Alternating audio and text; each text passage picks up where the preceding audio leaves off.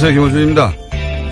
지난 12월 29일 독일 사법부는 1942년부터 2년 동안 나치 수용소 아우슈비츠에서 경비원으로 일했던 오스카어 그레닝에게 징역 4년 실형을 선고했습니다.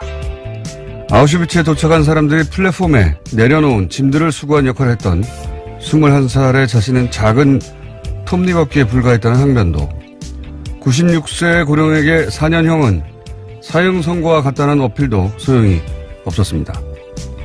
심지어 그레닝은 홀로코스트를 부정하는 사람들에게 학살이 실제 했다는 증언을 위해 자신의 과거를 스스로 드러낸 케이스입니다. 한국 쪽 기준으로는 정상 참작의 여지가 있다 싶습니다만 독일 헌법재판소는 단호했습니다. 국가 권력에 의한 범죄는 아무리 시간이 흘러도 당사자가 뉘우치더라도, 단순히 지시를 따랐을 뿐이더라도 그 지위가 일개 말단일지라도 엄벌에 처한다. 무려 75년 전에 단순 가담도 국가 권력의 범죄에 관한 한 그 개인이 미워서가 아니라 준엄하게 그 역사적 책임을 묻는 공동체의 정신, 지금 현재 대한민국에 가장 절실히 필요한 정신이죠. 뉴스공장은 올 한 해도 그 정신으로 그 현장에 가장 앞줄에 서 있겠습니다. 김어준 생각이었습니다.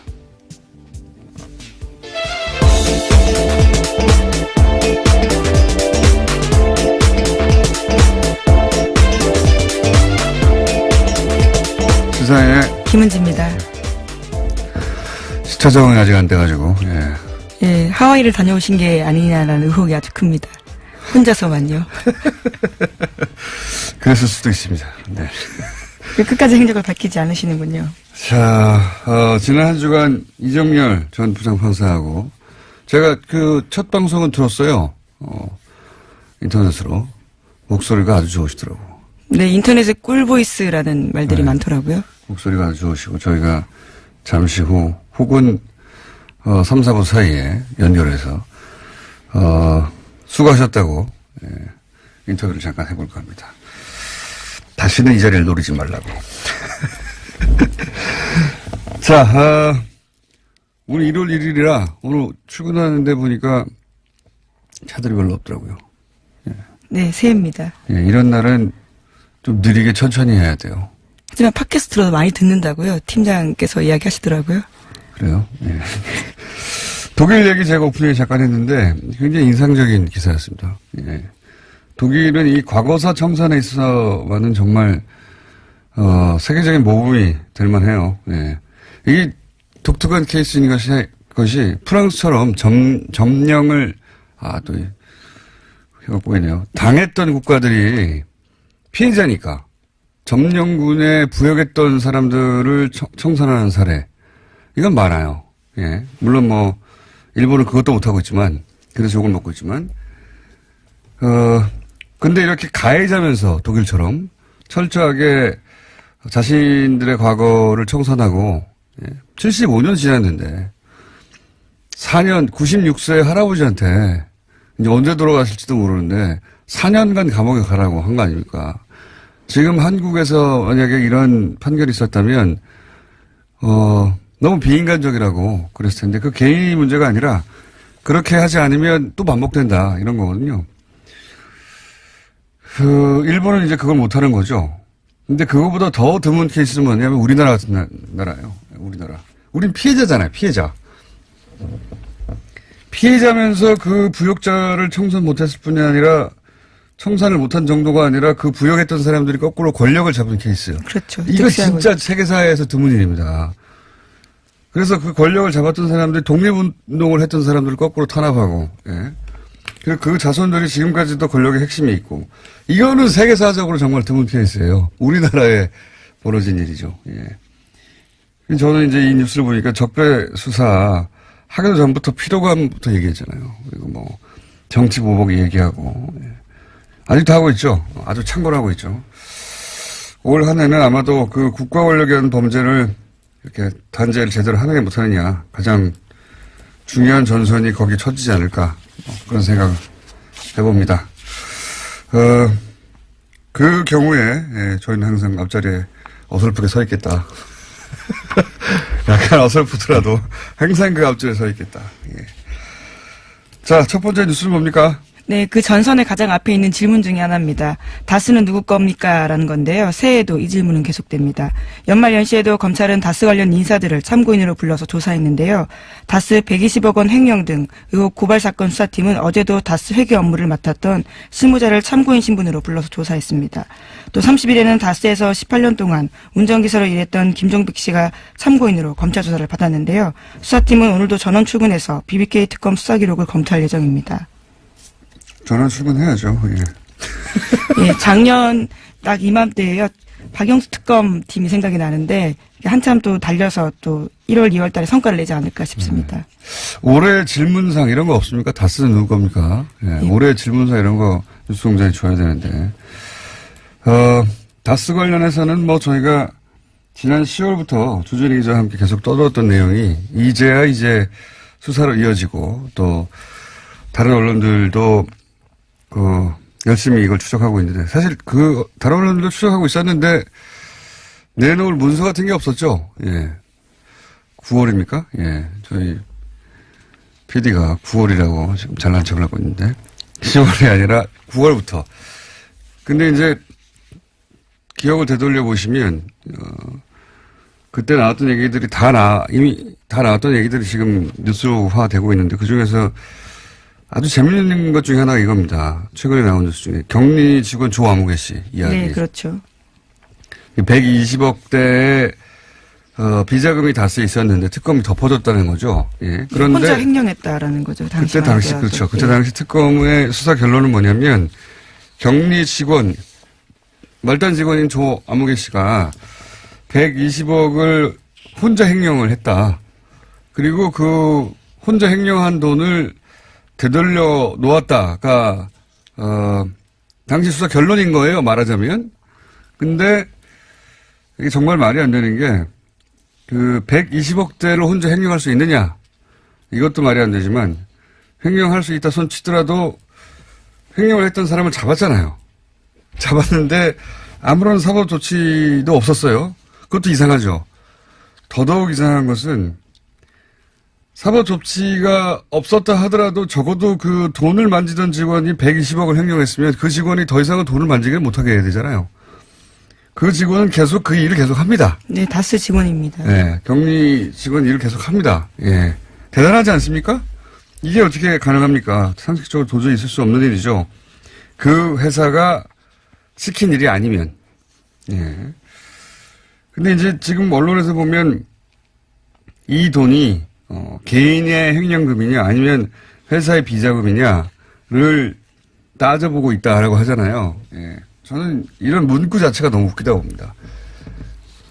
전 세계에서 우리나라뿐만 아니라 개인이 120억을 횡령했는데 아무런 조치도 없이 그냥 그 담당 업무를 계속하게 만드는 경우가 어디 있습니까?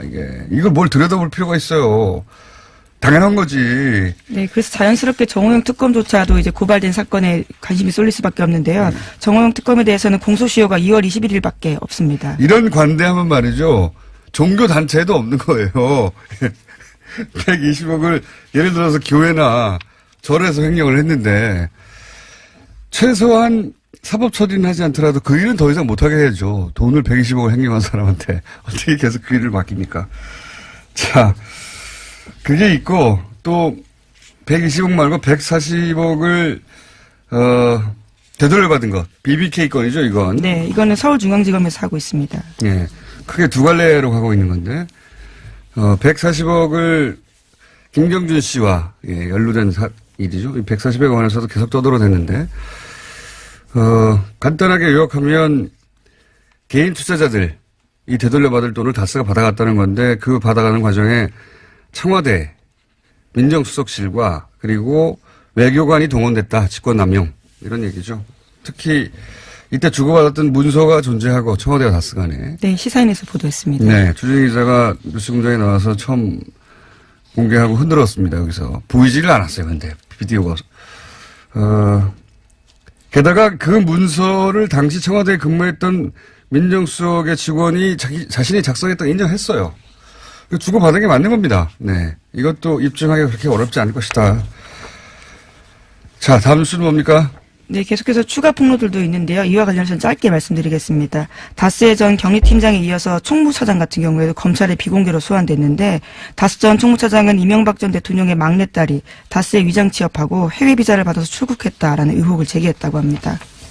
이 사안의 의미는 뭐냐면 이제 이명박 전 대통령은 주식에 한 주도 없다고 하고 자기 회사가 아니라고 주장하는데 최대 주주인 이상은 회장은 그냥 회장으로 불리고 이명박 전 대통령 왕 회장으로 불렸다. 네, 예. 전 총무차장의 증언입니다. 왕 회장으로 불렸는데 그 딸이 그 회사에서 여러 가지 혜택을 입었다. 뭐 이런 네, 거죠. 위장 직원도 하고요. 회사 차량을 임의로 사용했다라고 합니다. 그리고 다스에 오면 현장을 물청소를 하고 난리가 났다고 하죠. 주식 하나도 없는데, 예. 회장이 왕 회장으로 주식이 하나도 없는 사람이 그렇게 불렸다. 그런 이야기입니다. 소소한 에피소드긴 한데, 예. 실소유주가 아니라면 이런 일이 있을 수 있겠는가, 뭐 이런 이야기죠. 이거 말고도 많습니다, 소소한 건. 네, 다스 관련해서는 계속해서 진술들이 나오고 있는데요. 다 이명박 전 대통령을 향하는 내용들입니다. 예, 모두가, 여기 이제 불려나온 소환된 사람들이 모두가 한결같이 하는 이야기는 실소유주는 이명박 전 대통령이다. 다스에 근무했던 사람들의 얘기죠. 예. 그것도 이제 일개 근무한 지가 하루 이틀 혹은 일주일 열흘 된 사람들이 아니라, 예. 총무차장이라든가 10년 이상 근무했던 사람이라든가 집안의 기사였던 사람이라든가 내막을 잘 아는 사람들이 하는 얘기입니다. 지금 현재. 또 관련 뉴스가 있습니까?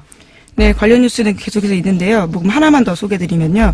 검찰이 기존 120억 원 외에도 다수의 추가 비자금이 조성된 정황을 확보하고 조사에 착수했다라고 합니다. 비자금 성격의 자금은 총 200억 원 규모라고 하는데요. 이를 100억씩 절반으로 나눠서 이명박 전 대통령과 다수의 실세들이 가져갔다라는 주장이 나왔습니다. 이거는 이제 또 다른 200억입니다. 120억을 당시 2007년 특검 때, 2007년 8년 특검 때 발견하고 나서 경리가 개인이 해먹은 거네라고 결론 내고 돌려준 120억 말고 별개의 200억이 또 있다. 예, 이것도 주진우 기자가 사실은 뉴스공장에서 얘기했는데 주진우 기자가 워낙 앞뒤 없이 얘기해가지고 너무 많은 사실을 알고 있다 보니까 네, 매우 앞뒤 없이 얘기하는 사람의 돈이 뒤죽박죽으로 내용이 전달이 됐는데 이거 한번 다시 조만간 불러서 정리를 하겠습니다. 준준희 기자는 정리를 못할 거예요. 하지만 저희가 정리를 해드리겠습니다. 추가로 200억이 또 있는데 그 200억도 반반씩 나눠서 일부는 직원들이 쓰고 일부는 MB가 가져가고 이런 식의 이야기가 있습니다. 예, 있는데 이 돈도 그 당시도 이미 알았는데도 덮어줬다 이거죠. 예. 준준희 기자가 이번 주 내로 나와서 떠듬떠듬 말씀드릴 겁니다. 자, 천천히 하자고요, 천천히. 오늘 아침에 듣는 사람 많지 않습니다. 네. 다음 뉴스는 뭡니까? 네, 박근혜 정부 당시 국정원이 이명박 정부의 아랍에미리트 원전 수주에 임용 계약이 있었는지 조사했다라는 소식을 지난주에 전해드렸는데요. 당시 국정원이 임용 계약뿐만 아니라 거액의 리베이트가 있었는지도 함께 조사했다고 SBS가 보도했습니다. 검찰이 남재준 전 국정원장의 측근으로부터 압수한 엑셀 파일이 있는데요. 여기에 그러한 내용이 적혀 있다라고 합니다. 실제로 2009년에 원전 수주 직후에 원전 컨소시엄에 참여한 업체들이 원전 원장에게 200만 달러 리베이트를 건넸고 원전 원장이 이 돈을 해외에 숨겼다라는 의혹이 제기된 바 있습니다. 자유한국당이 자해를 한 것 같아요. 아무래도. 자유한국당의 애초의 프레임은 현 정부가 무리하게 이명박 전 대통령, 전 정권의 비리를 잡겠다고 하다가 UAE와 어떤 국교 단절까지 가는 그런 사태, 외교 참사가 왔다, 책임져라, 이런 거였거든요. 근데 이제 이 사안이 진행되면 진행될수록 새로운 게 나오고 사실은 자신들이 집권했던 시절에 비리가 자꾸 드러나는 중이에요. 그것도, 박근혜 정부 당시에 국정원에 이런 지시를 했다는 거 아닙니까? 예. 네, 그래서 지시한 사실은 맞습니다. 왜냐하면 문건이 나왔기 때문에요. 네, 박근혜 정부 당시에 국정원이 이전 정권 이명박 정부 시절에 UAE 원전 리베이트 혹은 이면 계약 등에 대한 조사가 있었다. 이제 이 리베이트는 원래 이제 원전 계약에는 리베이트가 있다고 합니다. 원래 있다는 거는 그게 옳다거나 그런 의미가 아니라 원전 계약에 따른 그 뒷돈이 있긴 있답니다. 거액에 한 10% 정도 수준에 해당되는. 이 10% 정도 수준에, 그럼 만약에 20조 규모면 2조가 되는 거군요. 어마어마한 규모인데 그 리베이트를 의미하는 게 아니고 이것도 저는 다시 수면 위로 올라올 거라고 봅니다만 그게 아니라 그 UAE 건설에 참여하는 국내 업체들 있죠. 그 업체들로부터 국정원장 당시 원세훈 국정원장이 개인적으로 리베이트를 받았다. 이겁니다. 이 리베이트는. 원전과 관련한 어마어마한 규모의 리베이트 이것도 분명히 존재하고 수면 위로 언젠간 올라올 거라고 보지만 그게 아니라 공사 참여한 우리 업체로부터 뒷돈을 받았다. 누가? 당시 이명박 정부 당시 원세훈 원장이 예. 실제 받았는지 안 받았는지 결론이 그 엑셀 파일에는 없으니까 요 사안도 저는 드러날 거라고 봅니다. 네, 관련 의혹에 대해서 검찰 수사 필요하다라는 여론도 일어나고 있습니다. 네, 그 리베이트입니다. 근데 이런 게 드러나다 보니까 이제 자유한국당이 우리가 자해를 했나 싶어서 최근에 좀 조용해졌습니다. 이외에도 UA 관련해서는 여러 갈래 이야기들이 있는데, 예. 차근차근 하죠. 오늘은 여기까지. 자, 다음 뉴스는 뭡니까? 네, 이명박 정부의 해외 자원개발 사업에 앞장섰던 광물자원공사라는 공사가 있습니다. 여기가 파산 위기에 놓였다라고 오늘 아침 한겨레 신문이 보도했습니다. 내년 만기인 금융비처가 7,400억 원에 달하는데요. 이것을 지불하고 또 자본 잠식에 벗어나기 위해서 1조 원 추가 지원 법안을 낸 바가 있습니다. 그런데 이것이 국회에서 부결됐습니다. 그래서 정부 지원 외에는 디폴트, 그러니까 채무 불이행 위기에 놓여서요. 벗어날 방법이 없다라는 겁니다. 이것도 이제 이명박 정부 시절에 뿌려진 씨앗이죠. 예. 그 중에서도 다른 자원공사들도 난리예요. 난리인데 광물자원공사는 이제 더 이상 회생의 가능성이 없다. 예. 우리나라 정도 경제 규모에서 이런 공사가 망한다는 게 있을 수 없는 일이라고 몇 번 말씀드렸는데 이제 망하게 생긴 거죠. 예. 네, 지금까지 발행한 사채만 3조가 넘습니다. 그런데 이제 이 중에 예를 들어서 멕시코의 볼레오 동광 사업 같은 경우 자세히 들여다보면 이건 투자 실패가 아니라 명백히 사기를 당했다 싶어요. 근데 더 자세히 들여다보잖아요. 사기를 단순히 당한 게 아니라 당하는 줄 알면서 당한 거 아닌가. 그러니까 우리 쪽에 누군가 공범이 있는 게 아닌가 이런 생각이 들지 않을 수가 없다. 요 볼레오 동광 사업 하나 너무 많은 사업이 있고 돈이 너무 많고 그리고 그 돈들의 갈래가 너무 많다 보니까 복잡해서 어느 순간 관심을 잃게 되거든요. 볼레오 동광 사업 하나만 저희가 자세히 조만간에 알려드리겠습니다. 얼마나 황당하고 이것은 사기를 당한 게 맞고 더 나아가서는 사기를 당하는 줄 알면서 당하는 게 아니었을까 싶은 정황이 상당히 많습니다. 예. 그건 저희가 다뤄볼게요. 이번 주가 됐건 다음 주가 됐건 조만간 다루겠습니다. 왜냐하면 그 볼레오 동광 사업에 물려서 지금 우리나라 공사 하나가 망하게 생겼거든요. MB 정부 때 투자로 인해서. 자, 오늘은 여기까지 하겠습니다. 네. 시사인의 김은지였습니다. 감사합니다.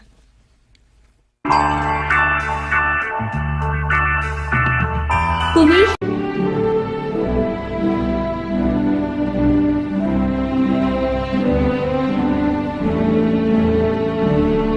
안녕하십니까. 여러분의 귀염둥이 MB 인사 올렸습니다. 오늘은 1월 1일 2018년 무술년 희망의 새해가 밝았습니다. 새해가 됐으니 또 한마디만 해야 되는 것 같은데 일단 정직해라 이 말을 저는 하고 싶습니다. 사람은 좌우로 정직해야 됩니다. 다들 아시겠습니다마는 저희 가훈이 정직입니다. 정직 꼭 잊지 마시고 한마디만 더 보태면은 재물을 탐하지 마라. 이게 또 있겠습니다. 사람이 재물, 돈 이를 밝히면 취해집니다. 취해진다고 사람. 저는 진짜 돈에 눈 벌게 가지고 익하는 사람 보면은 이해가 안 됩니다. 저가노 저리 하노. 거기다가 차명으로 숨기질 않나? 자식한테 몰래만 넘겨주려고 하질 않나? 심지어 나라 돈까지 손대요 말이야. 진짜 이래 하면 안 된다. 저는 그런 확신을 저는 가지고 있는 겁니다. 마지막으로 드릴 당부는 과거에 너무 집착하지 마라. 이거 꼭 강조하고 싶습니다. 저는 오늘 이거 강조를 합니다. 우리는 앞으로 나아가야 됩니다. 과거? 그거 다 지나간 겁니다. 깨끗하게 잊고 우리는 새 출발을 해야 한다. 그런 확신을 저는 가지고 있는 겁니다. 깨끗하게 잊어버려야 됩니다. 네. 새해 복 많이 받으시 바랍니다. 응원 누가 쓰면 잘 썼네 이거. 중요한 얘기 다 들어가 있네.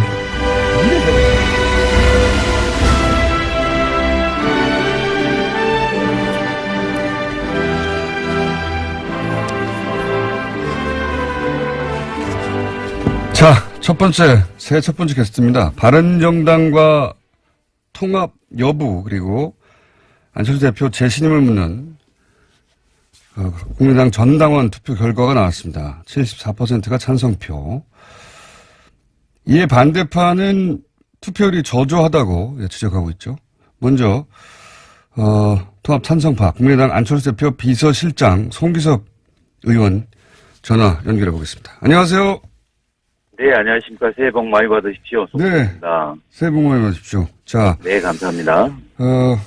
새해 첫 방송인데 좀 심각한 얘기 해야 되겠습니다. 네. 네. 그 전당원 투표는 당원 당규상 당원 3분의 1 이상이 참여해 유효하다 하는 주장이 반대파에 제기됐었었죠. 예. 네, 그렇습니다. 당무위에서는 이제 3분의 1이 안 돼도 된다고 유권 해석을 했고 결국 투표를 했는데, 그런데 이제 이런 결과, 그러니까 74% 찬성 결과에도 여전히 참여율은 23%밖에 안 되기 때문에 결과를 인정하지 않겠다는 의원분들 계시죠? 분명히 당내에. 네, 그렇습니다. 그분들의 숫자가 대략 국민의당 의원들의 절반 정도는 되지 않습니까? 네, 실제로 30일 어제 발표한 이후에 거기에 대해서 문제점 지적한 하고 참여한 의원도 18분이죠. 예. 네. 대략 절반이 되는 것 같습니다. 네. 네. 근데 이제 이게 이제 근본적인 의문인데요. 보면. 그러니까 네. 그런 숫자나 참여율이나 23%나 등등 이런 이야기 말고 합당을 하는 이유는 결국 이제 당의 힘을 키우려는 거 아니겠습니까? 네, 그렇습니다. 네. 그런데 지금 반대하는 분들의 숫자를 생각하면 합당 과정에서 오히려 당의 사이즈가 줄어들 가능성도 있지 않습니까? 네. 이게 이제 모순이 생기는 거거든요. 일반인들이 보기에 그 깊은 내막을 떠나서 당의 힘을 키우려고 하는데 절반 정도는 반대한다. 그래서 오히려 절반 정도는 탈당하거나 분당 시나리오도 얘기된다. 이러면 당의 사이즈가 오히려 줄어드는 거 아니냐. 힘이 커지는 게 아니라 이런 의문을 가지시는 분들에게 왜 합당을 꼭 해야 하는지 설명을 좀 해주십시오. 네, 지금 당장 이렇게 반대하는 분들이 그렇게 그 정도 되니까 네. 논란의 여지가 있는데요. 사실은 그분들 중에 또 다수가 방향 자체는 틀리지 않다. 그러니까 저희가 중도 개혁을 하고 외연 확장을 해야 된다. 그리고 그 방법의 하나로서 바른정당도 이렇게 함께 할 수 있다에 대해서는 동의하는 분이 많습니다. 다만 그 시점 자체가 지금은 아니지 않느냐. 적어도 내년 지방선거 이후 이렇게 이야기하는 분들도 있습니다. 그래서 그런 과정에 대한 설명 이런 거 좀 이해 그게 이제 충분히 이루어지지 못했기 때문에 지금 현재 18분 정도가 이제 반대하고 있는 거고요. 아마 그분들도 이번 전당원 투표 결과를 가지고 좀 더 세밀하게 분석해서 다시 또 설득한다면 그동안에 중도적 입장에 있던 분도 그쪽에 가 있거든요. 그래서 그분들도 다시 좀 이렇게 입장 변화 이런 것도 좀 조심스럽게 예측을 해봅니다. 그러니까 결국 그렇게 간다면 저희가 그 다수가 이렇게 이 방향으로 함께 갈 수 있다고 생각하고요. 거듭 강조하지만 MBC에서 30일 날 보도도 됐지만 저희가 중도 계획을 정확히 입장을 명확히 하고 외연 확장해 나가면 이 개혁적 보수도 이렇게 함께 할 수 있으니까 그렇게 하면 국민으로부터 더 많은 지지를 받을 수 있고 지방선거에서도 승리 가능성이 높아진다고 이렇게 볼 수 있습니다. 궁극적으로는 다당제, 그러니까 최소한 3당 이상, 그게 사실 또 그래야 더 많은 국민들의 그 여론 이런 것들도 정치권에 그대로 전달되고 반영되지 않겠습니까? 그런 차원입니다. 알겠습니다. 취지는 알겠는데, 그리고 이제, 방향 자체는 틀리지 않다고 생각하는 분들도 있다. 네. 그런 말씀도 하셨는데, 그런데 이제, 그렇게 작은 견해 차이 정도는 아닌 것 같은 것이, 게다가 그렇게 설득할 생각이 이제 있으셨다면, 안 대표에게. 네. 뭐, 의총에서 대표 가서 설득할 기회가 있었는데, 의총에 안 갔지 않습니까? 기자회견만 하고. 그것도 사실은, 그 의총에 가셨던 분들의 심기를 아주 불편하게 만들었던 것 같은데.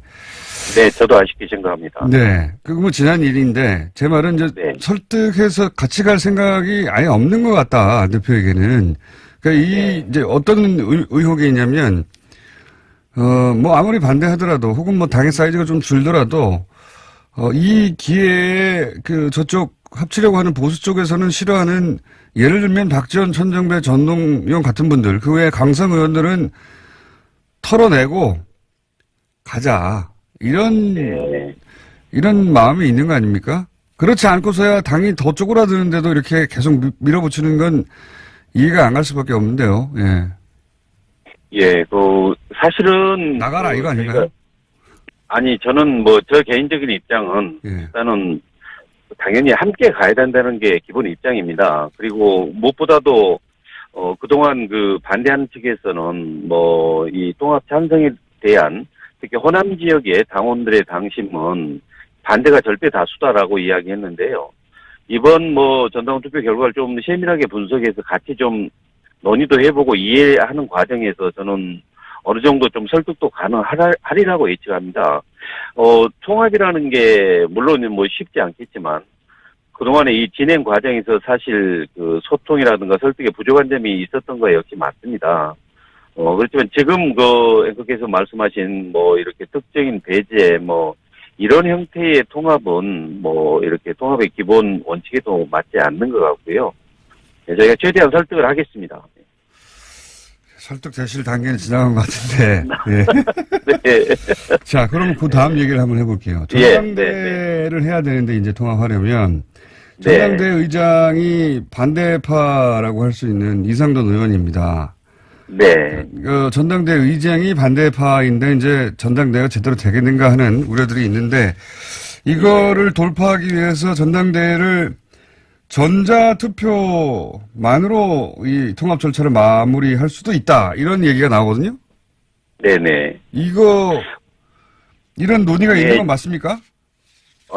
사실은 저는 일단 개인적으로 전당대회 의장이라는 지위가 공적지이기 때문에 그분이 무슨 어떤 다른 생각을 가지고 있다고 해서 전당대회 과정에서 그런 의견을 표현하면 되는 것이지, 전당대회 의장이라는 공적 지위가 그렇게 회의 자체를 임으로 이렇게 진행해도 된다, 거부해도 된다라는 의미는 아닌 것 같습니다.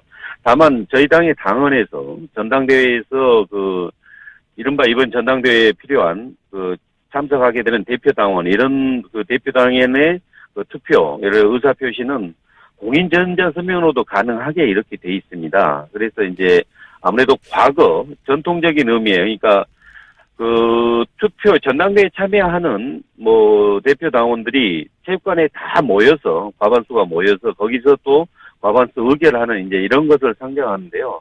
사실 최근에 저희 당도 그랬고 타 당도 그랬지만 지금 스마트 정당 우리 정당도 지향하는 그 방향인데요.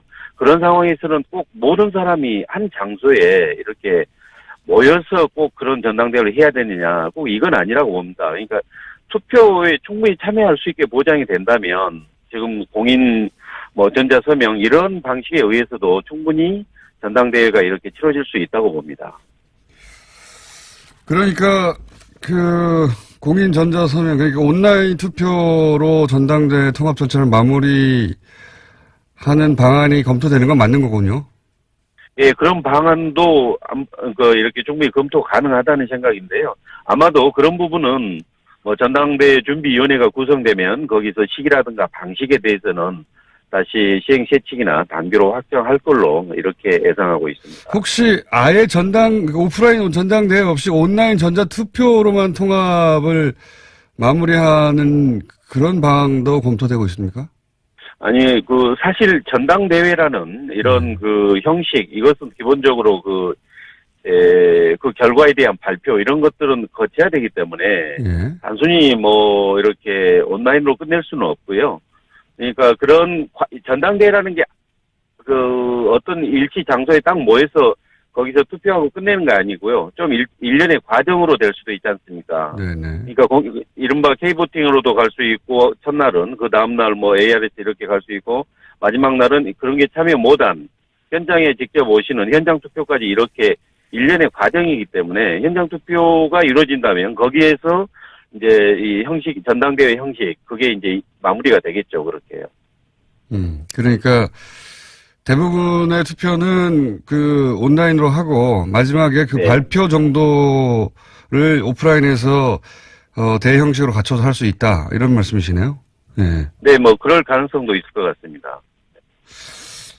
반대파에서는 도저히 받아들이기 어려운 아닌 것 같긴 합니다. 제가 듣기에는. 예. 근데 이제 아무래도 반대하는 분들은 제가 아까 말씀드린 전통적인 의미의 전당대회 이걸 상정하는 것 같습니다. 네. 그런데 지금 이렇게 우리 4차 산업혁명 시대에 꼭 그 방법만을 고수하는 것은 아닌 것 같고요. 당헌상 예. 나와 있는 방법이니까 충분히 고려함직하다고 봅니다, 저는. 이게 단순히 기술의 문제가 아니라 기술은 물론 가능하죠. 예, 가능한데. 네, 네. 아니 미국 같은 나라도 전당대회는 굳이 오프라인에서 하지 않습니까? 그러니까 적극적인 당원들의 의사 표시와 예. 알겠습니다. 이 문제는 반대파 의견을 들어보겠는데 만약에 이 온라인 투표로 대부분 이런 사안이 결정되도록 진행이 된다면 인정하지 않는 별도의 전당대회를 반대파가 따로 할 수도 있지 않겠나 이런 생각도 듭니다. 예. 예. 이제 그런 논의 자체가 저는 앞으로 전준위에서 그 부분까지 한꺼번에 해서 그러니까 반대측 의원분들도 이렇게 별도의 전당대회를 추진한다고 하면 그거 합쳐서 그야말로 전당대회를 열어서 그 안에서 찬반 논의가 이루어지게 하고 그 결과에 따라서 정하도록 하는 그것도 저는 충분히 가능하다고 생각합니다. 알겠습니다. 한 가지만 여쭤보고 끝내겠습니다. 네, 이게 네. 저는 별로 궁금하지 않은데 언론에 나와서 예. 게다가 안철수 대표 이런 말을 했기 때문에 안철수 대표가 국민의당 창당 초기 창당 자금을 본인이 다 냈다고 주장을 했다가 반대파에서 이자까지 모두 받지 않았냐 이런 얘기가 오고 왔는데 혹시 관련 내용 아십니까? 예, 그게 아마 돈을 잘 안 쓴다는 질의에 대해서 그렇게 좀 오해 소지가 있는 답변을 한 것 같은데요. 예.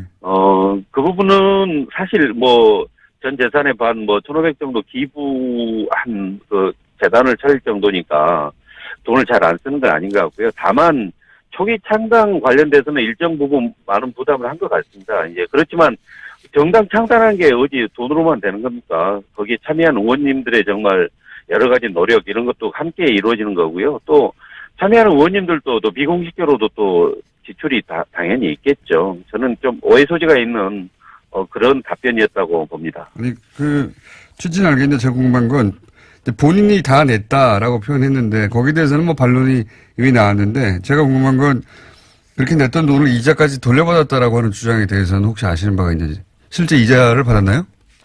아마 제가 듣기로는 창당 과정에서 그렇게 했고 이제 창당 후에 그다음에 총선까지 지나서 이렇게 아마 공식적으로 차입됐던 부분은 반환을 받았을 테고 또 정치자금법상 차입된 부분에 대해서 이자도 당연히 또 같이 반환을 해야 되기 때문에 안 그러면 정치자금법 위반이 됩니다. 그렇기 때문에 아마 그렇게 일부 처리했던 걸로 그렇게 듣고 있습니다. 알겠습니다. 회계상 그렇게 할 수밖에 없었다. 예. 네, 그렇습니다. 그렇지만 이자를 받긴 받았군요. 예. 알겠습니다. 오늘 여기까지 듣겠습니다. 감사합니다. 네, 고맙습니다.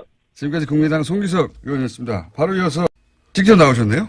안녕하십니까. 예, 반갑습니다. 예. 유승엽 의원 나오셨습니다. 안녕하십니까. 예. 지금 송기석 의원님은 바쁘시다고 직접 못 나오셨는데 안 바쁘신가 봐요. 송기석 의원은 지금 우리 교문위에 간사하고 저는 위원장인데 네. 간사는 이렇게 전화로 이렇게 편하게 해주시고 위원장을 직접 이렇게 불러내가지고 송기석 의원님에게도 저희가 편파적입니다. 저희도 예. 스튜디오 직접 모셔서 같이 동시에 얘기했으면 좋겠다 예. 했는데 바쁘시다고 전화밖에 안 된다고 그래서. 예. 예. 아마 저를 뭐 피한 것 같습니다. 새해 첫 출연이십니다. 예. 의원님이. 자, 뭐 거대한 얘기, 대단한 얘기 말고 그 전에 이자 얘기 잠깐 먼저 해볼까요? 예. 이자 얘기.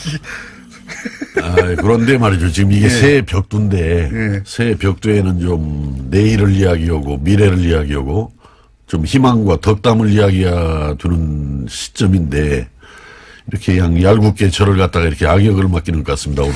제가 맡긴 게 아니고, 예. 의원님 자처하신 것 같아요.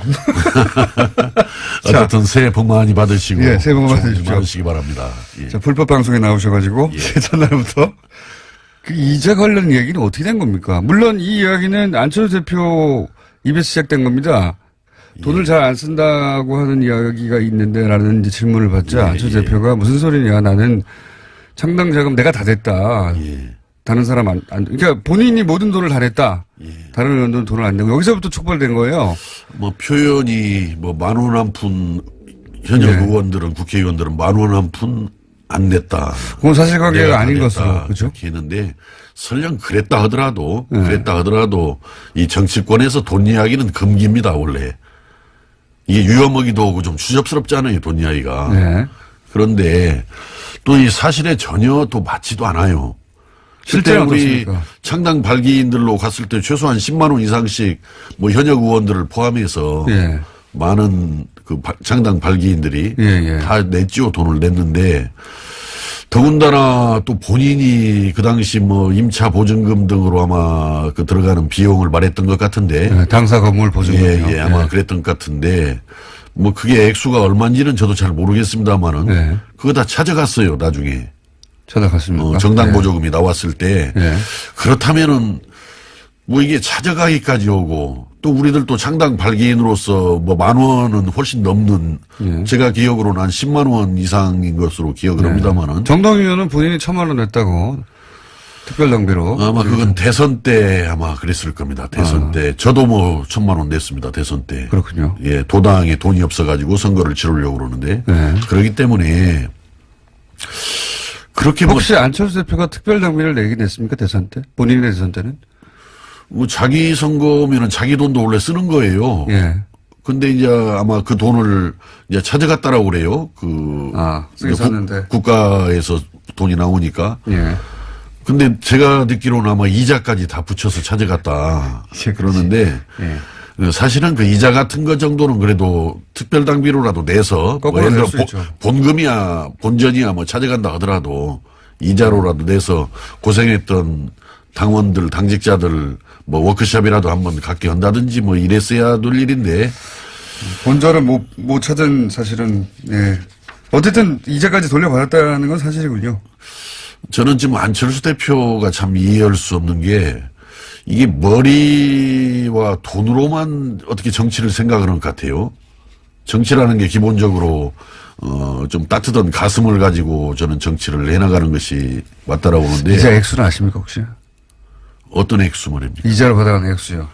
제가 듣기로는 7,500만 원이라고 들었습니다. 근데 돈놀이 한 거죠, 어떻든. 돈놀이야 했겠습니까? 많은. 예.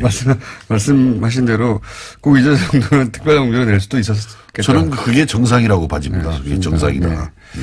본전을 못 건진 발언이었던 것 같고요. 예. 자, 이제 23% 투표율이 저조하긴 하지만 23% 정도의 그 참여율로 그리고 그 중에서는 75%인가요? 그 정도 찬성해서 이제 원하는 대로 됐습니다. 찬성파가. 그런데 남은 거는 이제는 전당대회잖아요. 근데 전당대회를 온라인 투표로 돌파하겠다고 하는 부관인 것 같습니다. 그러면은 오프라인에서 전당대회 했을 경우에 전당대회가 정상적으로 치러지지 않고 절대 거기서 합당 결의안이 통과되지 않을 거라고 했던 반대파 입장에서는 온라인으로 다 해결해버리면 이거 어떡합니까? 막습니까? 먼저 뭐 전당대회 이야기 전에요. 예. 이제 엊그제 끝난 전당원 투표 예. 그분들은 어제 보니까 안철수 대표가 압도적 지지다 이렇게 네. 전혀 엉뚱한 말씀을 하시던데 원래 우리 그 당원 규정 당규가 있습니다. 전당원 네. 투표 등을 규정하고 있는 거기에 보면은 당원들이 전당원 투표를 요구하려면은 그 100분의 20 이상의 서명을 받아서 요구를 해야 되고 예, 예. 또 거기 투표 참여가 전체 당원의 3분의 1 그러니까 33.3%겠죠. 이상이 참여해야 이 투표가 유효하게 성립되는 거다. 물론 당대표가 전당원 투표를 제한할 수 있다라는 규정도 없고 또 당대표가 할 때는 어떻게 한다라는 규정은 없어요. 그러나 당대표도 당원 아닙니까? 예. 그렇기 때문에 저는 전당원 투표 제한 자체가 잘못된 거라는 생각이 들고 예. 아까 말씀하신 대로 그 4일간 뭐 K보팅 그다음에 ARS 예. 이런 투표를 했는데 아마 23%가 투표 참여한 걸로 이렇게 되어 예, 있어요. 23%가. 과거에 그 오세훈 전 서울시장이 무상급식 이거 해야 되느냐 말해야 되느냐 가지고 예. 주민투표에 붙였는데 그때 이거 투표 거부 운동들이 많이 벌어졌죠. 그렇죠. 무상급식을. 3분의 1 도달하지 못해서. 3분의 1 도달하지 못해가지고 개표조차 못했어요. 그렇습니다. 네. 그런데 어제 분명히 23%가 투표에 참여를 했는데 이제 거기에서 뭐 찬성한 사람들이 한 74% 정도. 네. 이제 반대가 25.4%. 전체 당원의 한 17% 정도가 그러니까 근데 그걸 가지고 압도적으로 지지를 받았다라고 이렇게 주장을 하는 걸 보면은 이 사고 구조가 문제가 분명히 저는 있는 사람이다 이렇게 생각합니다. 그냥 그래도 뭐 74.6% 정도 그 투표 33%에는 미흡했지만은 그러나 또 참여한 사람 중에서는 아쉽게도 그래도 74% 정도 찬성을 해주었다. 그런 대로 그 투표에 참여한 사람들은 좀 지지가 많았다. 이렇게 이야기하는 것이 정상이지. 그렇게 얘기합니까? 근데 왜 어떻게? 압도적 지지를 했다라고 이렇게 이야기하는데, 이제 저는 뭐 그래서 이 전당원 투표 자체는 원래부터 효력이 없는 거예요. 이 합당과 관련해서. 그렇죠. 예. 합당과 관련해서는 효력이 없죠. 효력도 예. 없는 거고. 할 필요가 없죠, 그런데 그렇게 사실은. 뭔 압도적 지지라고 이 당비도 없다라고 항상 죽는 소리 했으면서 그렇게 돈이 중요한 분들이 수억 원을 썼다라고 들었어요. 수억 원을 이 그러니까 압도적 비용으로. 지지라고 그러니까 그냥 전당대로 가면 굉장히 불리할 것 같으니까 예. 그런 압도적 지지를 받았다는 74%라는 숫자가 필요했겠죠. 전략적으로. 그러니까 그게 예. 꼼수라는 겁니다. 꼼수고 아까 이제 전당대회 뭐 전자투표 운운하는데 물론 우리 정당법이나 우리 국민의당이 현재 당원에 보면은 전자투표를 할 수 있다 이렇게 되어 있는데 이렇게 되어 있는 겁니다. 원래 이제 이 어떤 일정 장소에 체육관에 이렇게 모여서 이렇게 투표를 하지 않습니까? 예. 그때 이제 서면 투표도 금지가 되어 있는 것이고 대리 투표도 금지가 되어 있는 거예요. 예. 그러면서 이제 어떤 이 전자 시대에 맞추어서 이제 그 공인된 뭐 전자 투표를 할 수 있다. 이건 하나의 예외적 보충적인 규정이란 말이죠. 과거에 그 통진당에서 그 전자투표 해가지고 공천 잘못했다가 전부 유죄 판결 받았잖아요, 그때. 똑같은 사례는 아니지만, 예. 이건 이 공개투표, 이 대리투표가 아주 불가피한 그런 상황입니다, 제가 볼 때는. 그래서 끝까지 그렇게 꼼수를 가지고 이 합당을 추진하면은 저는 합당될 수 없다라고 봐져요, 이것은. 그거 우리 당원들이, 국민들이 용납하겠습니까? 근데 만약에 예.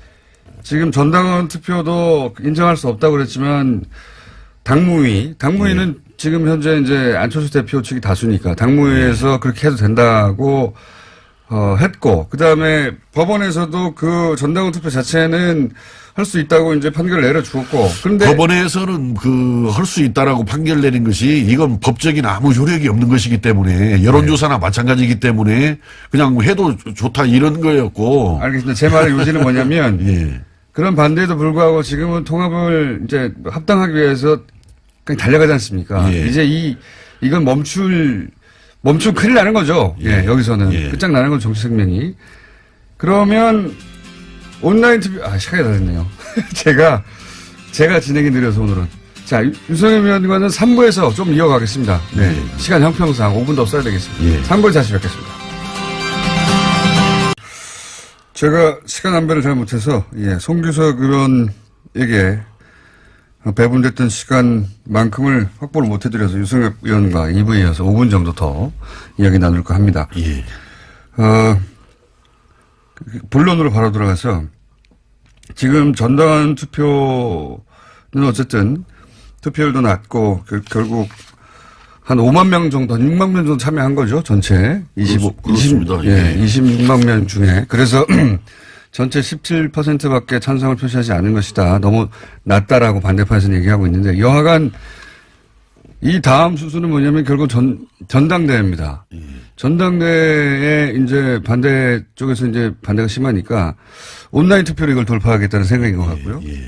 그리고 온라인 투표로 진행된 전당원 투표에서는 어쨌든 참여율은 낮지만 75% 정도가 찬성을 했기 때문에 통합에 이 전당대회도 이 온라인 투표로 돌파가 가능할 거라고 보는 것 같습니다. 예. 이 전당대회를 그런 식으로 돌파하는 것에 대해서 반대쪽에서의 이제 보관이 있습니까? 이걸 막을? 어떻든 이 지금 그 합당이 현재 추진하고 있는 합당이 그 중도 보수 대통합의 길을 가겠다라는 거 아니에요. 그러니까 이건 막아야 합니다. 이건 시대 정신에 맞지 않는 일입니다. 중도 보수 대통합이라는 것이. 이거 왜 막아야 합니까?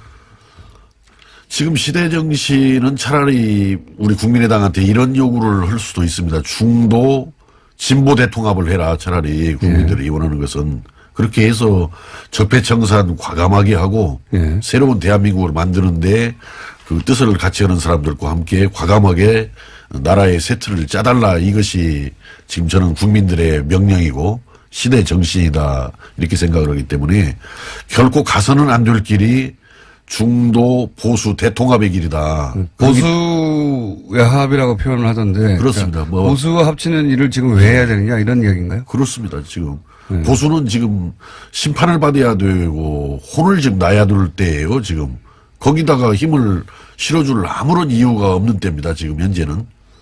안철수 대표는 왜 그럼 그 길을 가는 걸까요? 글쎄 저는 자꾸 이 길을 놔두고 지금 산으로 올라가고 있는 것으로 보여지는데 또 본인은 뭐 본인 나름대로의 무슨 생각이 있겠죠. 있는데 그러나 그것은 용납해서는 안 되고 허용해서는 안 되기 때문에 그 합당 그런 보수 대통합의 길에 대해서 어떠한 그 방법을 가지고라도 이건 저지를 시켜야 한다. 아까 뭐 전자투표라는 꼼수들이 그쪽에서 흘러나오는 것 같습니다만은 전자투표라는 것은 예외적으로 보충적으로 쓰라는 것이지 이걸 전면적으로 쓸 수 없는 것이고요. 또 쓰다 보면은 사고 납니다. 그건. 그 사고가 나기 때문에 과거 통진당에서 그 전자투표로 공천하다가 다 유죄 판결 받았잖아요. 이건 공개투표가 안 될 수가 없고 대리투표가 안 될 수가 없는 겁니다. 그러니까 그 전자투표 하다 보면은 본인이 아닌 다른 사람이 대리로 투표하는 그런 경우들이 발생할 것이다. 그런 식으로 하지 않고 그거 어떻게 채울 수 있겠습니까?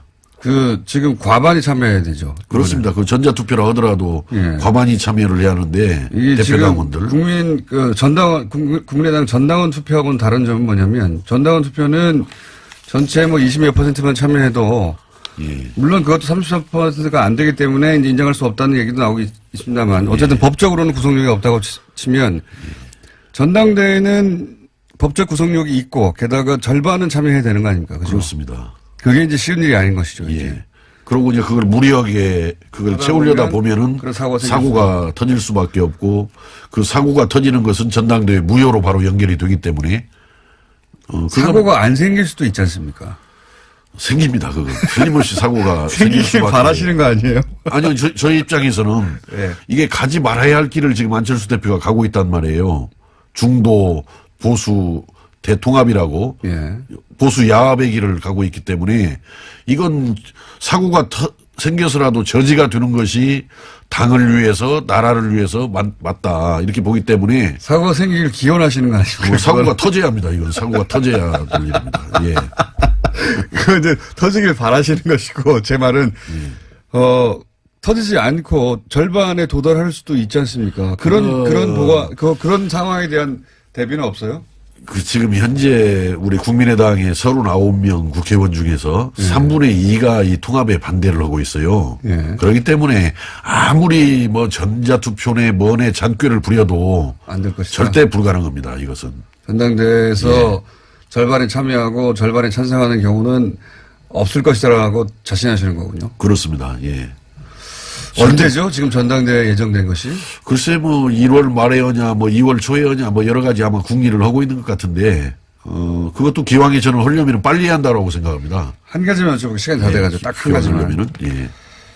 제가 이제 앞에 그 송기석 의원에게도 여쭤봤는데 이렇게 반대가 심한데 하는 이유는 결국은 지금 저 호남 베이스로 한 중진 의원들과 소위 보수와 결합하는 것에 반대하는 사람들은 나가라.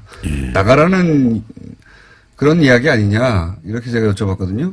근데 그건 아니라고 말씀하시는데 어떻게 해석하십니까? 거꾸로. 나가라는 얘기로 받아들이시는 거죠, 지금? 이미 나가라고 이야기했어요. 안철수 대표가. 불편하면 나가라라고 이야기했고 거취를 분명히 하라라고까지 이게 협박을 했거든요, 지금. 예. 그거 있을 수 없는 일이죠. 배은망덕한 일입니다.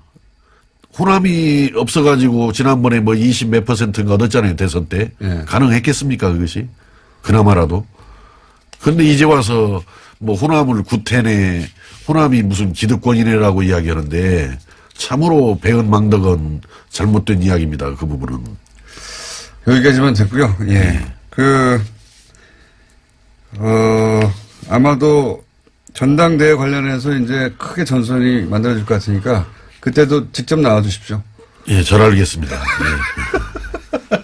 여튼 꼭 전당대회가 저지되거나 무산될 수 있도록 여튼 최선의 노력을 다해서 이 국민의당을 굳건하게 지켜나가도록 노력을 다하겠습니다. 알겠습니다.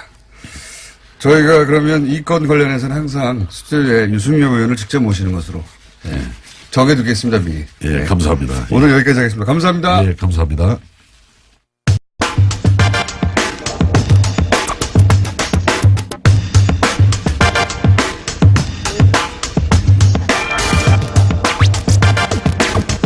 시작했습니다. 네.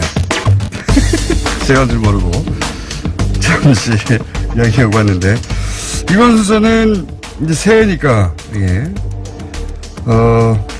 이런 이야기를 들어볼 때가 된 것 같아서 모셨습니다. 정당에는 싱크탱크가 있습니다.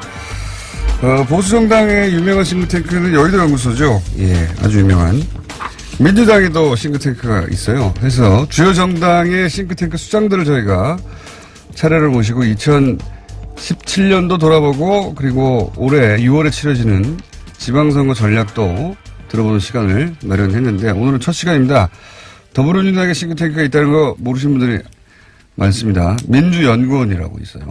민주연구원의 김민석 연구원 원장. 예, 연구원이니까 원장이군요. 스튜디오에 직접 모셨습니다. 안녕하십니까. 안녕하세요. 네. 헤드폰 안 하셔도 되는데. 이거 안 해도 되는 거예요? 예. 헤드폰은 제가 저 제작진과 주고받을 이야기가 있을 때는 가르쳐 주질 않아가지고. 끼셔도 됩니다. 예. 근데 좋아서 한번 껴봤습니다. 네. 끼셔도 되고요. 민주연구원을 잘 모르시는 분도 많이 있어요. 잠깐 소개해 주시면요. 여의도 연구원이 여당의 연구원으로 거의 오랫동안 있었기 때문에 많이 아시는 거죠. 유명하죠. 예. 그래서 그러니까 지금 더불어민주당의 공식 싱크탱크, 더불어민주당의 연구원입니다. 그러니까 더불어민주당의, 정책과 전략의 기조를 잡는 곳이죠. 그러니까요. 연구소입니다. 여기서 이제 작전 짜는 곳이에요. 한마디로 말해서.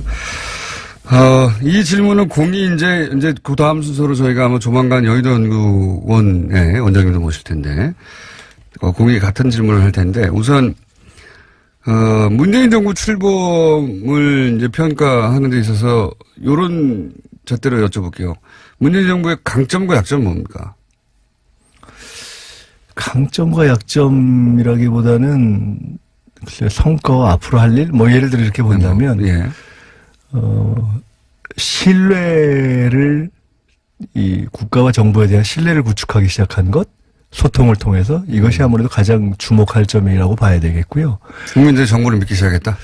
그렇다고 봐야죠. 얼마 전에 저희 민주연구원하고 청와대 직속 정책기획위원회에서 함께 7개월 동안 이 정부가 어떻게 했느냐에 대한 평가와 토론을 해본 적이 있는데 공교롭게도 공통적으로 나온 그 또 주목할 에피소드 또는 얘기 중에 그 전에 얼마 전에 그 발리에서 화산 분화 뭐 네. 위기가 있을 때 이렇게 전세기 네네네. 국민들 들어온 적이 있어요. 그 얘기를 상당히 많이들 하시더라고요. 그러니까 그때 이게 이렇게 해서 나라가 돌아가는 거구나 하는 신뢰를 회복했다는 얘기를. 그거는 청와대에서 많이 하셔요. 청와대가 민주당만 얘기하니까 그런 거 아닙니까? 우리끼리. 아니 일반 국민 그거는 이제 거기서 전세기를 타고 돌아오신 분이 하신 말씀이기 때문에 그것은 이제 뭐 저희가 그 에피소드를 왜 말씀드리냐 하면 결국은 지금 국민의 어떤 지지도 예. 이런 것의 핵심은 이게 국가와 정부 그리고 대통령이 소통하는구나 그리고 이렇게 해서 신뢰가 회복되는구나 하는 것이 우선체 첫 번째 뭐 성과랄까 강점이라고 볼 수 있겠고요. 약점이라기보다는 혹은 과제. 한계죠. 그러니까 네, 한계 과제.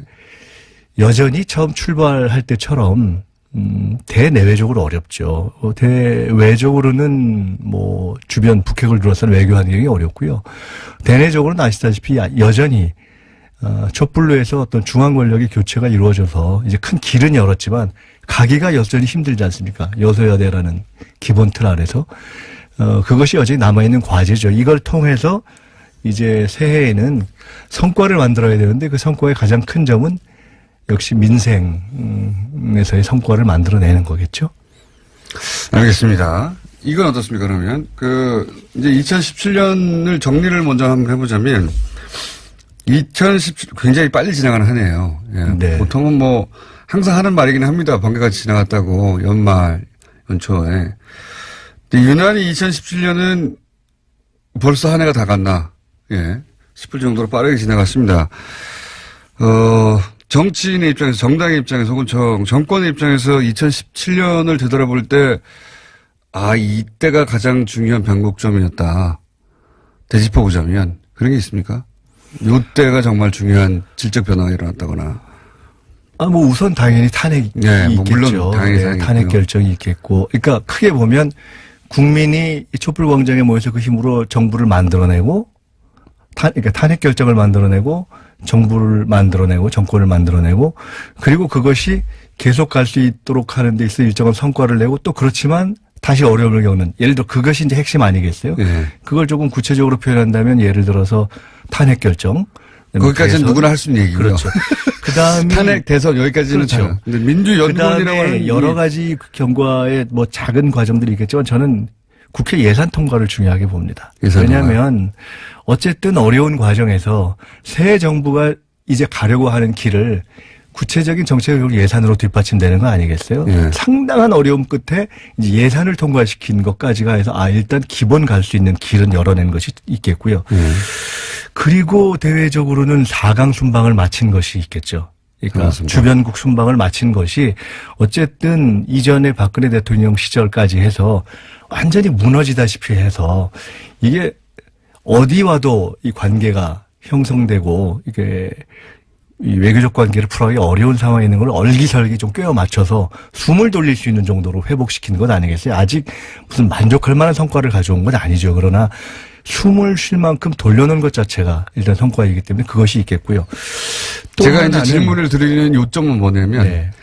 기존에 이제 언론들이나 일반인들이 가지고 있는 뭐 탄핵이나 선거나 이런 굵직굵직한 사건들은 다 아는데 이 민주연구원이라고는 싱크탱크 브레인이 보는 관점에서 요걸 주목하고 있지 않은데 요게 진짜 중요한 포인트들이었어라고 하는 그런 지점들이 있을까 싶어서 그랬군요. 이렇게 감탄해 보려고 제가 질문 드린 건데.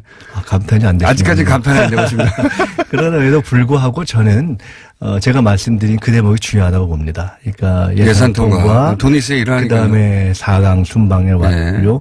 사실은 마지막으로 이게 이제 연말에 일어나는 흐름들 중에 하나는 이건 조금 다른 각도인데요. 네. 지금 국민의당과 바른정당의 어떤 통합 움직임 플러스 홍준표 대표가 이제 무죄로 된 것. 이거를 엮은 것은 어떤 의미가 있냐면 야당의 공세가 그러니까 여소야대라는 기본 한계도 있지만 기본적인 어려움도 있지만 야당의 공세가 더욱더 가파라질 것이다. 아까 그 여소야대 환경이 더욱더 가파라질 것이다라고 예상케 한다는 점에서 또 작은 이렇게 새해로 넘어가는 과정에서 하나의 중요한 변곡점 아닌가 싶습니다. 그게 이제 말씀하셨다시피 작지 않은 변곡점이 될 수 있는 것이, 정계 개편이 시작된 거잖아요. 말하자면. 이게 단순히, 9석의 바른정당과 39석의 국민의당이 합쳐진다. 맞습니까? 숫자가 11석인가요? 네. 합쳐서 50여 석의 그 정당이 새로 나온다. 숫자 산술합이 아니라, 그 다음, 요걸 기반으로 해서 그 다음 정계 개편까지도 이어질 수 있는, 그게 이제 그 출발이 아닌가 싶은데. 큰 틀에서 보면 결국은 반문재인, 네. 비문재인 그 세력을 어떻게든 이제 얼기설기 엮어서 어떤 하나의 전선을 만들어 보려는 그 움직임의 시작이라고 봐야 되겠죠. 그러니까 여전히 대선 이후에 그 대선에서 패배한 네. 세력들이 어떻게든 그 반문재인, 비문재인 세력을 만들어 보는 그것으로 가는 것일 테요. 글쎄요, 뭐 정계 개편이라고 뭐 표현한다면 표현할 수도 있는데 우선 큰 틀에서 보면 지금은 시대가 어떤 인위적인 정략에 의한 개편, 뭐 이합 집산 이런 것을 이제는 안 통하는 세상으로 가고 있는 것이기 때문에 일단 그런 방식으로의 결론을 먼저 이렇게 예측해서 본다면 좀 한계가 있을 것이다 저는 그렇게 봅니다. 별 소용이 없을 것이다. 노력은 하겠죠. 근데 당연히 그것이 노력은 열심히 하고 있습니다. 노력은 하겠죠. 그러나 국민의 눈으로 볼 때 큰 의미가 있겠는가? 큰 의미가 없을 것이다. 예. 이건 어떻습니까? 그럼 올해 가장 중요한 그 정치적 이벤트는 이제 지방선거, 그리고 지방선거에서 개헌을 하느냐 마느냐, 이건데요. 지방선거, 그러니까 여당 입장에서 지방선거의 목표치는 어느 정도 됩니까? 요 정도는 우리가 해줘야지 기본을 했다라고 하는 선이 있습니까? 홍준표 대표께서 예. 현재 자유한국당 6개를 지키면은 성공이라고. 뭐 성공이라고 말씀하시잖아요. 지금 바른정당에 2이 있고 예. 지금 더불어민주당에 9이 있거든요. 네. 사실은 여당이 아무리 인기가 또는 지지도가 있다고 해도 네. 선거에서 여당의 입장으로 선거를 칠 때 이기는 건 쉬운 건 아니기 때문에 지방선거는 특히 그렇습니다. 네, 9개를 지키는 것을 하면 기본은 되는 것이고요. 거기에 하나라도 더 얻으면 일단은 승리겠죠. 그래서 저희는 그거보다 더한 현재 국민의 지지에 부응하는 가파른 그런 승리를 기대하지만 9+1 이상 되면 우선 그때부터는 두 자릿수만 되면 성공이다. 그렇지 않을까요? 네. 그러면 가장 격전지가 될 거라고 예상하는 곳은 어디입니까? 결국은 수도권과 서울, 경기, 예, 그리고 부산, 경남 아닐까요? 부산, 경남이요. 수도권은 박원순 시장이 여전히 지지율이 상당히 이제 수도권은 서울뿐만 아니라 경기, 인천이 있지 않습니까? 그래서 경기도. 전통적으로 지방선거에서 누가 이겼느냐 이런 것을 보는 기준이 여러 가지 있는데 특히 경기도지사는 수도권이 이겼냐 이걸 네. 보기도 하고 과반수를 어디가 했냐 뭐 이렇게 보기도 하고 어디가 뭐 제일 많이 했냐 뭐 이런 여러 가지 기준이 있지 않습니까? 그리고 이제 우리가 지역구도라는 게 아직 있기 때문에 각 정당들의 전통적인 지역 기반에서 얼마나 다른 곳으로 진출했냐 이런 걸 놓고 본다면 종합할 때 수도권이 어디가 됐느냐. 경기도지사를 민주당이 가져온 지는 오래됐어요. 예. 그렇죠. 경기도지사는 근데 현재 기준이긴 합니다. 여론조사상으로는 이재명 성남시장이 유리한 국면입니다. 근데 이 추세가 계속 갈까요? 이 시장의 개인적 인기와 물론 이제 당의 경선을 거쳐야 하는데요. 예. 가상에서 볼 때 이 시장의 개인적 인기와 그다음에 그 지역의 어떤 경기도민들의 당과 어떤 전반적인 판단 이런 걸 종합하면 그 우세가 갈 가능성은 저는 꽤 있다고 봅니다. 계속 갈수 경기도의 있다. 경우는. 그리고 반대편의 후보가 현재로서는 남경필 지사 외에는 예. 특별히 떠오르는 후보가 없어 보이죠. 서울시장은 안철수 대표가 나올까요? 그럼 거기 물어보셔야 될 것 같은데요. 나온다면 어떻게 보십니까? 죄송한 말씀이지만 안철수 대표에 대한 그러니까 서울은 독특한 곳이거든요. 서울은 굉장히 좀 합리적이고 그다음에 새로운 것, 그러니까 새로운 것이라는 게 새로운 사람으로서가 아니라 시대 흐름에 맞느냐 아니냐 굉장히 따지는 곳이거든요. 그래서 안 대표의 새로운 정치로부터 이어졌던 그러한 이미지, 그러한 정치적 자산은 특히 서울에선 상당히 이제 끝났다. 삭감된 거 아닌가 싶습니다. 삭감이라고 표현하셨네요. 예. 그러니까 지지도로도 이미 나타나고 있는 것 같은데요. 진짜 속마음 표현이 끝났다 이거죠. 삭감됐다. 네. 안철수 대표는 서울에서는 끝났다 이렇게 표현하시는 거죠. 서울시장 후보로서의 파괴력은 기대하기가 좀 어렵다. 기대하기 좀 어렵다. 예. 굉장히 조심스럽게 표현하시는군요. 부산은 어떻습니까? 부산은 저희로서는 이기고 싶죠. 그러니까요. 노무현 전 대통령 시절부터 예. 그럼요. 노 대통령 시절부터의 그건 김대중 대통령 시절부터도 마찬가지고요. 맞습니다. 예. 정말 꼭 거기서 어떤 민주 세력이 일을 제대로 해보는 기회를 얻는 그런 기회를 가졌으면 하는 비원이 있었고 또 노무현 대통령에 이어서 또 문재인 대통령의 어떤 정치적인 기반, 중요한 기반이기도 하고 해서 저희로서는 꼭 이기고 싶죠. 그런데 이제 이긴다는 표현보다는 거기서 한번 민주당 출신의 시장을 한번 선택해서 일을 지켜보셨으면 좋겠다. 부산 시민들께서 이제는 그런 기회를 한번 줘보실 때가 되지 않았나 이런 생각을 하죠. 정의당하고의 혹시 선거연대 같은 것도 생각하십니까? 아직은 생각 안 해봤습니다. 왜냐하면 정의당 측에서도 그 생각을 어떻게 하실지 잘 모르겠고 그것을 저희가 일단 아까 말씀드린 것처럼 국민들이 이제 선거를 앞두고 연대 이런 방식을 그렇게 선호하는 것 같지는 않고요.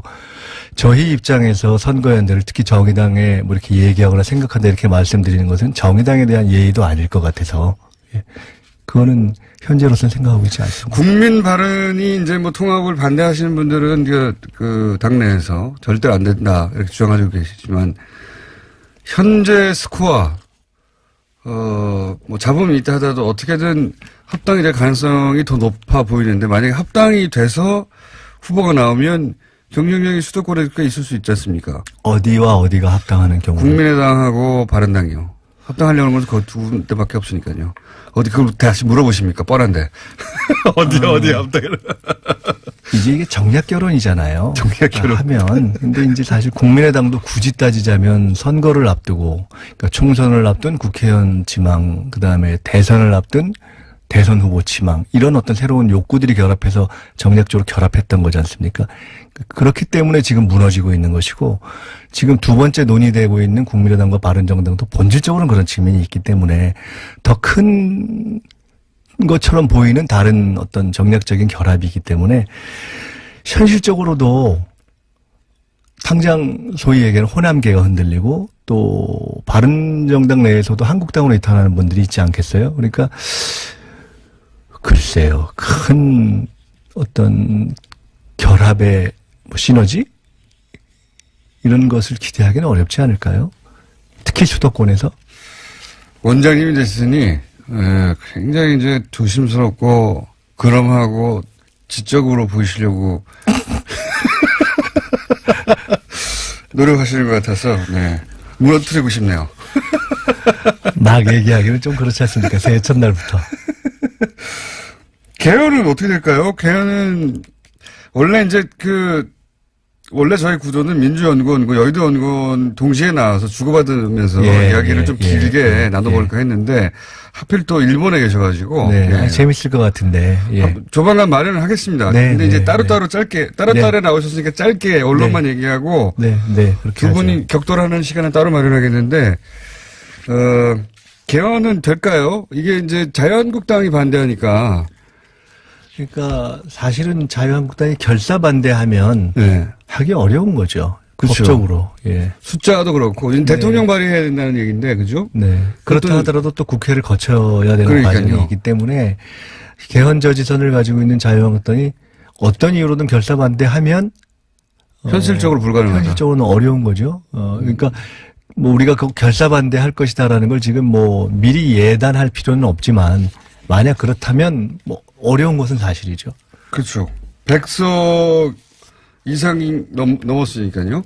110 몇 석입니까? 5석입니까? 6석입니까? 자유한국당 현재 기준으로는 결사 반대예요. 그죠? 왜 반대하는 걸까요?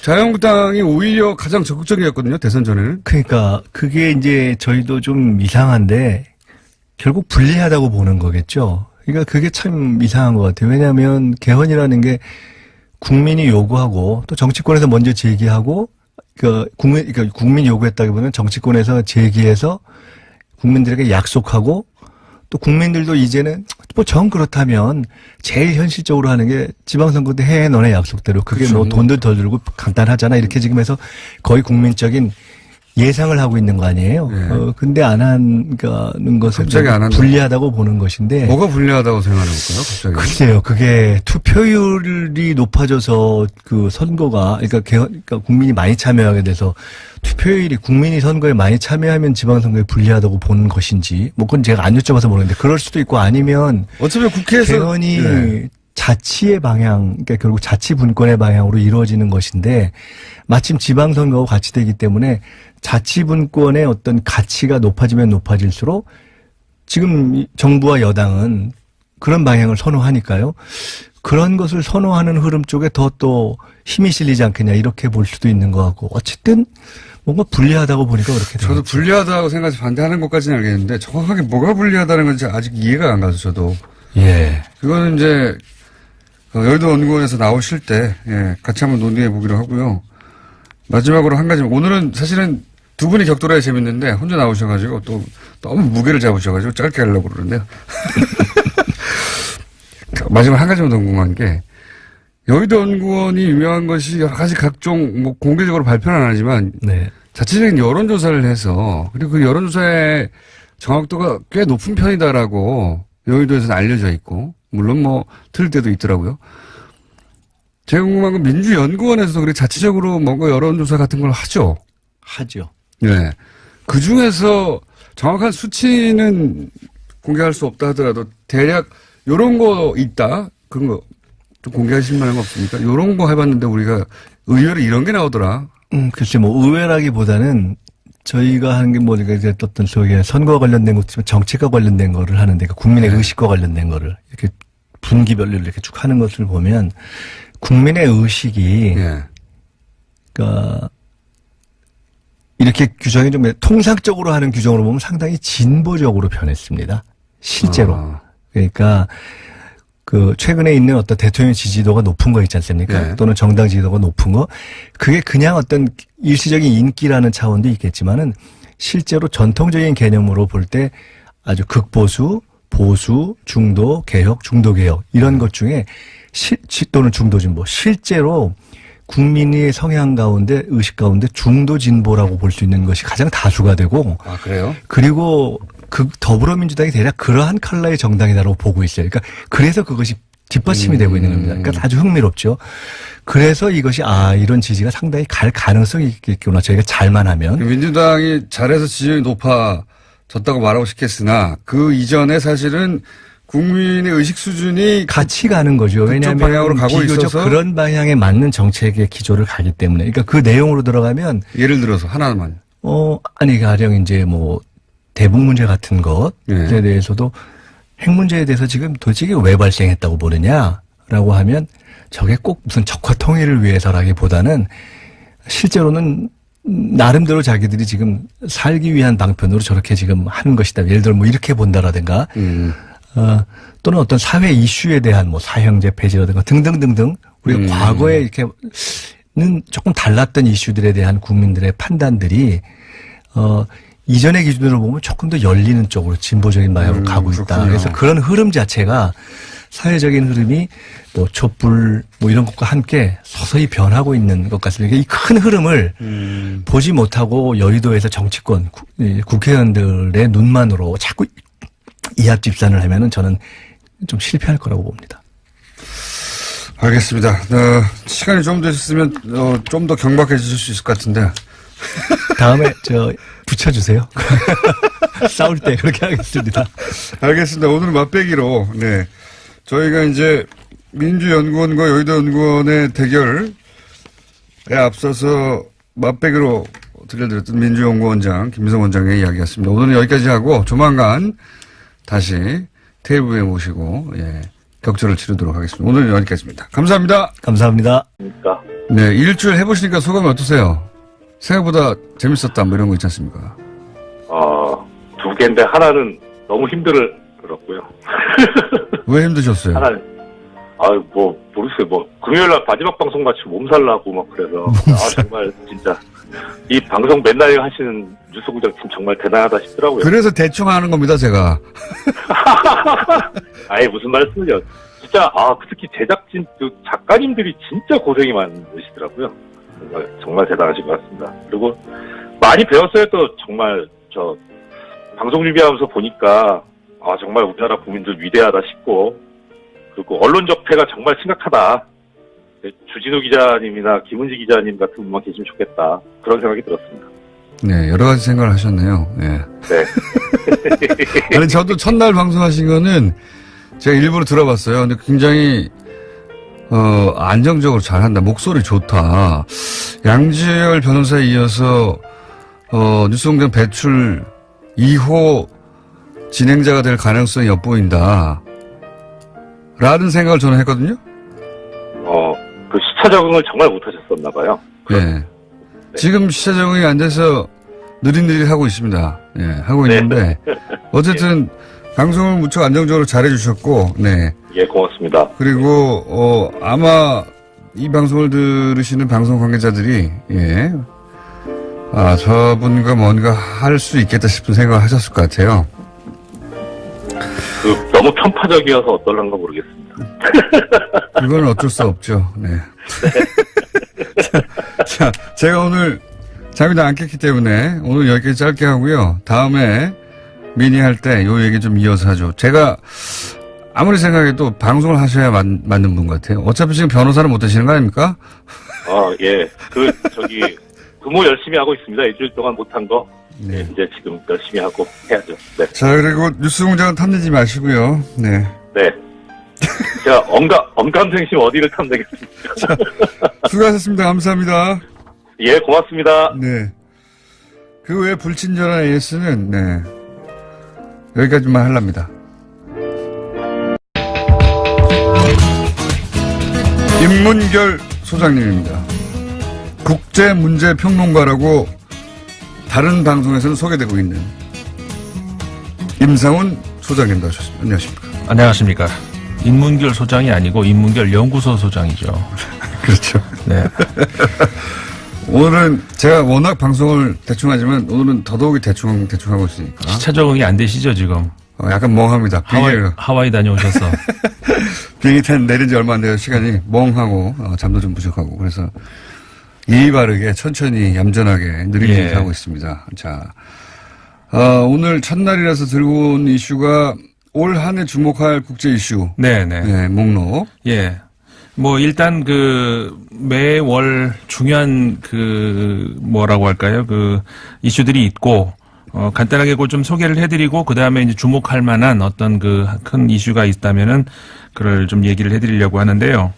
1월이면 당장 중국이 얼마 전 불과 몇 달 안 됐죠. 19기 네. 전대가 있었는데 이제 이중 전회가 열립니다. 그래서 이게 뭐냐? 그러니까 그때는 어떤 뭐라고 할까?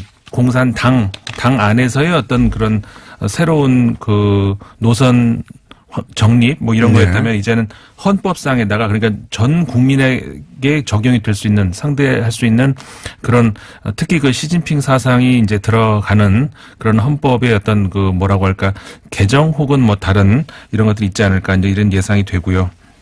물론 2월 달에 우리 평창 올림픽이 있습니다만 굉장히 큰 행사죠. 전 세계적으로도 평화 올림픽이 돼야 하는 그런 게 있습니다. 평창 올림픽을 기점으로 해서 이제 북한 문제가 어떤 식으로 풀릴지. 그렇죠. 예. 네. 중요한 계기가 우리 국내적으로도 있을 것 같습니다. 네, 그렇죠. 3월 들어가면은 이탈리아 총선도 있지만 무엇보다 러시아 대선. 근데 사실 러시아 대선이라고 하면은 다시 한번 푸틴이 되는 거로 그러니까 어떤 추인식 대관식 그런 정도나 푸틴 이외에는 아무도 없으니까. 예, 지금 나올 수가 없어요, 누가. 그리고 이렇게 되면은 사실 지금 러시아가 26년 이제 27년째 들어갑니다. 이제 구소련 이후에 대통령이 지금 3명밖에 없어요. 그러니까 그만큼 이제 푸틴 대통령이 오래 했다는 이야기인데. 그리고 이제 중간에도 푸틴의 대리 역할을 했을 뿐이다. 그렇죠. 왜냐하면 그때 당시만 해도 이 2번 연임이 3번이 안 되니까 이제 그렇게 했던 거고. 한 번 쉬어간 거죠. 정말 실세 중에 실세 총리를 했었던 것까지 다 합치면은 사실상 옐친 대통령 이후로 푸틴 대통령이 다 한 거죠, 지금까지. 푸틴밖에 없다. 네. 그러니까 사실 뭐랄까요. 현대적 민주주의 관점에서 보자면 독재하고 있는 거다. 그렇죠. 예, 법을 바꿔서 독재하고 있는 거라고 말할 수 있는데 실제로. 그러니까 현대 사회에서 사실상 그 선거가 없는 나라는 전 세계 몇 안 됩니다. 그렇죠? 예. 근데 선거가 있다고 해서 과연 그 민주적인 어떤 뭐라고 할 국민의 생각 그대로 다 반영이 된 어떤 그 정치 일정이냐? 그거는 또 다시 생각해 봐야 될 것 같아요. 푸틴은 사실 푸틴의 그 반대 지도자급으로 성장할 수 있을 만한 사람들이 다 죽어버렸어요. 다 제거가 되죠. 예, 제거했다고 이제 밖에서는 얘기하고 안에서는 사고사로 죽은 것으로. 예. 자살 당한 거 뭐 이런 총 맞아 죽은 사람도 있어요. 네. 러시아다 보니까 유력 정치 반대파 지도자들이 이제 총 맞아 죽거나 뭐 그런 그래서 경우가 있었죠. 예, 러시아 대항할 사람이 없어요. 대항할 없어요. 사람이. 그냥 다시 한번 3월 뒤면 푸틴 대통령이 다시 된다. 이제 그렇게 아시면 될 것 그 같고. 유명한 선거 일화 중에 하나가 푸틴이 이제 두 번째입니까? 세 번째 나왔을 때, 특정 지역구에서 개표함을 열었더니 그 개표함에 그 지역구에 사는 사람 숫자보다 더 많은 표가 들어있었다는. 그런 거 뭐 러시아뿐만이 아니라 어디나 많이 있죠. 예. 아, 참, 그 선거라는 것에 대해서 우리가 지나치게 거기다 의미를 크게 부여를 해서 선거에서 이기면은 어떤 그 합리화시키는 이건 우리가 좀 다시 생각해 봐야 될 문제가 근데 아닌가. 또 의외로 또 푸틴의 인기가 높기도 해요. 예, 그러니까 네. 제 말이. 과거에 우리나라도 박정희 얼마나 인기 많았지 않습니까? 러시아 인기가 많다는 것이 황제 러시아의 구소련의 영광 또는 과거 러시아 영광을 지금 재현하고 있다 이렇게 되는. 실제로 그 최근에 여론조사 보면은 러시아 국민들의 과반수 이상이 과거 소련이 더 좋았다 이렇게 여론조사가 네. 나와요. 그런 뭐랄까요? 그런 추억, 그런 뭐 기억하고 연결돼서 예, 푸틴의 인기가 상당히 높기도 그러니까 하다. 국민들한테는 그런 게 있는 것 같아요. 그 개인 생활의 어떤 그 안정, 보장 이런 것과 동시에 우리가 부정할 수 없는 것이 국가의 영광. 나는 좀 굶어도 국가가 영광. 그런 거에 대한 열망도 또 무시할 수 없는 게 있는 것 같아요. 푸틴도 이제 나이를 먹어서 근데요. 예. 네. 푸틴 이후 또 푸틴이 이제 얼마나 나쁜 짓을 많이 했는지 하는 뉴스를 또 제가 보기엔 10년 후에 보게 될 것이다. 네. 그 또 다른 거 자. 또 우리 봐야죠. 그 다음에 또 뭐를 볼 수 있을까요? 그 9월 되면은 일본 자민당 총재 선거가 있죠. 역시 마찬가지입니다. 이번에 뭐 당연히 거의 뭐 그 아베 총리가 다시 총재가 자민당 총재가 될 가능성이 높고 그러면 다시 총리가 될 가능성이 높은 거의 추인식이 될 만한 어떤 그런 그 총재 선거라고 할 수가 있고요. 저는 이 브렉시트 요거를 굉장히 주목하고 있습니다. 브렉시트 협상이 종료가 되죠. 10월이면은. 네. 근데 사실상 지금까지 이제 계속 협상을 하고 있습니다만 영국이 굉장히 불리할 수밖에 없죠. 영국이 브렉시트 안 하려고 하는 생각이 점점 좀 많은 것 같아요. 안 하려고 한다? 근데 그거 불가능하잖아요. 어떻게 안 해요? 뭐 그러니까 어쨌든 영국 입장에서는 굉장히 좀 메이 총리가 결코 쉽지가 않아요.